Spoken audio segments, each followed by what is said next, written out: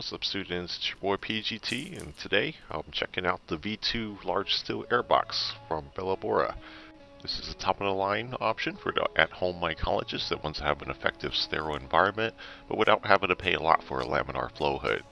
Now, for a long time, when I started off doing mycology, I was using a giant storage container as my steel airbox. And while they worked, I find them to be very bulky and not easy to store if you're tight on space in your home. It was also a little bit hard to see through the plastic of the container. And Bellabora has reached out to me and sent me one of their steel airboxes a while back. And I really enjoyed using them, and they wanted to commemorate by making a PGT version of their steel airbox. So let's see what you get in this box here. You get a large carrying bag here. This is where you can store your steel airbox when you're not using it. Roll it up and put it in a bag and store it away. Here is the steel airbox itself. It's very flexible and seems to be made out of pretty decent material here. And in the rest of the box here, looks like we have some attention card. Oh yeah, give you a lifetime warranty for your steel airbox. That's great to know. Here looks like we have the assembly instruction manual. Looks like things are laid out pretty simple. We have pictures that go along with the instructions. Make sure you understand everything. And I'm not going to spend too much time on it, but if you want to check it out, you can pause the video here to check out the instructions. Here we have some connecting tubes. So these are your connection points to set up the rods for your steel airbox. And we also got some stickers from Bellabora. That's awesome. I'm going to go set up the box now. The first thing we want to do is take all the connectors out and we'll start connecting the rods together. This is going to set up the frame of the steel airbox. And the tubes are pretty easy to put together, as you can see. Now that we got the frame set up, all we have to do is slide the steel airbox sleeve into the frame and we'll be complete.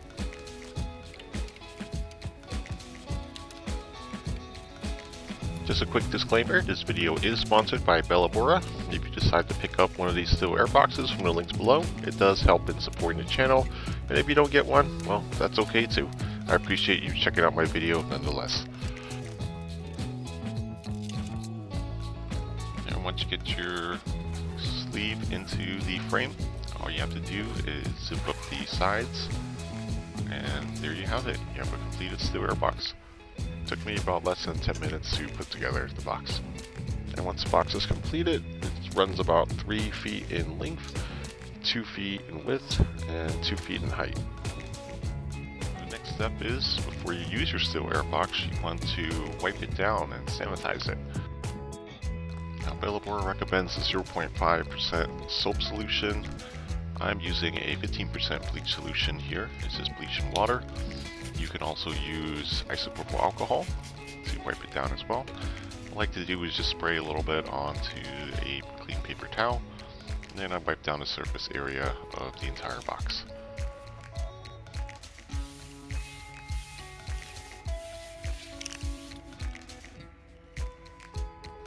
After wiping everything down, you want to wipe down your tools before introducing them to the steel airbox.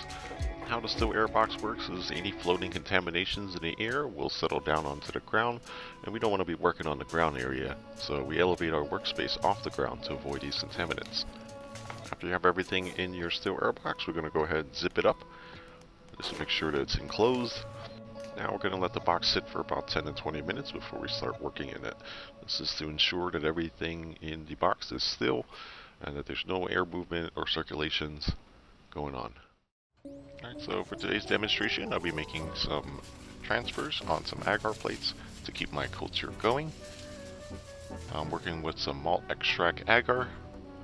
And once inside the steel airbox, it's time to embrace the philosophy of less is more.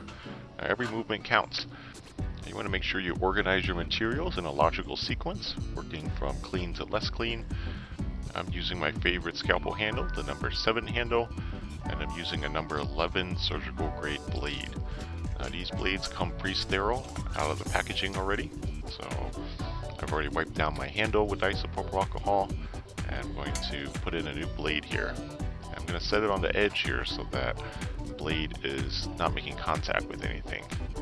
Now if you were to flame sterilize your blade, then I would recommend you do it outside of the steel air box and then bring it into the steel air box through the armholes. Many beginners tend to make the mistake of flame sterilizing inside their steel air box, especially if there's any alcohol fumes in there. It's going to cause the whole thing to ignite and burn off your arm hairs, so don't do that. You always want to flame sterilize outside of the steel air box. And when you're in here, you want to think of it as a delicate dance, where slow and deliberate steps are the key to success. I like to pretend I'm a brain surgeon getting ready to operate on the delicate mycelium. So I like to make my transfers along the edges of the mycelium that's furthest out from the center of the plate. This ensures that I get the most vigorous mycelium going onto the new plates. These are the mycelium that's currently colonizing and feeding, and I know they're healthy. So I'll make a couple of transfers here, about 2 or 3 onto some new plates. In case any of the plates might go bad, I always have another set of plates of culture going. It's always good to back up your stuff. And as I'm working with these clean plates, I like to open and close the lids very quickly.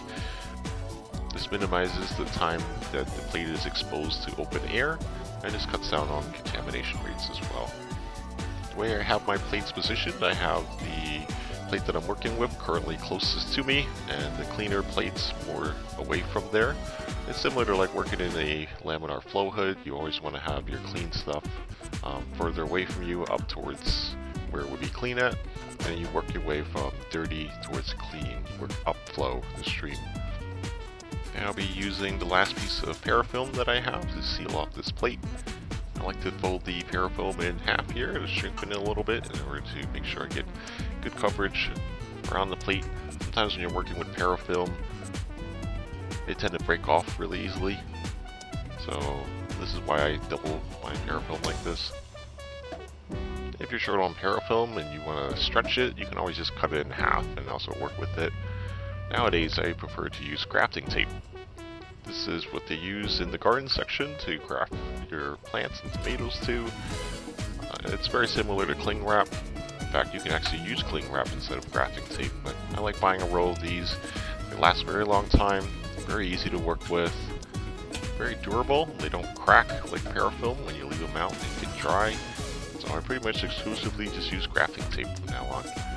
And if you're curious about picking up some of these items for your own mycology use at home, including this steel airbox, I'll have links down in the description for you guys. A lot of these I purchased off of Amazon, and they're really effective for this hobby. And one of the really nice features about this steel airbox is you have much better visual clarity of the work that you're doing.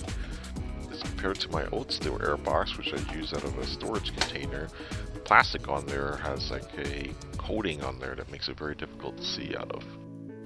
And once you're done with using the steel airbox, it's very easy to take apart and put away for storage as well.